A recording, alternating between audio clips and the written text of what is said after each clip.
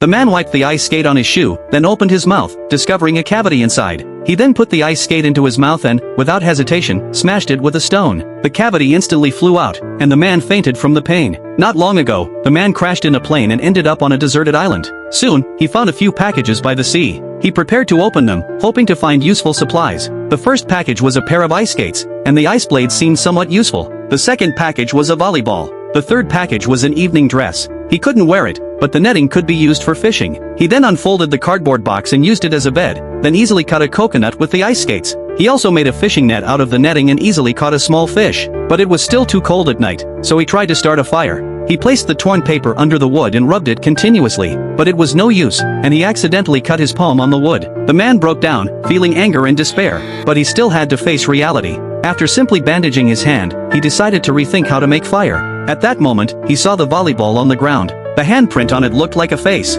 He wiped the volleyball to form features and named it Wilson. The man no longer felt alone and placed Wilson by his side to encourage himself. With company, the man continued trying to make fire. He changed his method. He dug a hole, placed the wood in it, and with air flowing in, the fire quickly started. The man was overjoyed and built a large bonfire on the beach as a signal. This was the first time he had hope of surviving since being stranded on the island. In the days that followed, he would talk to Wilson every day, sharing his feelings and encouraging himself to keep going. Soon, 4 years passed. No one knew how he had survived this long. He once thought of ending his life but ultimately lacked the courage. One day, while fishing, he suddenly found a green metal plate. He was thrilled. He placed the metal plate on the beach and admired it with Wilson. Then he realized that even if the plate bent, it wouldn't break, making it perfect for building a sailboat. With this, he had hope of leaving the island. He tied the ice skates to wood to make an axe. Then, he started a fire under a big tree. This would speed up the chopping process and quickly dry the water from the wood. After gathering the materials for the raft, the next step was making ropes. He chopped down a small tree and peeled the bark to make the ropes.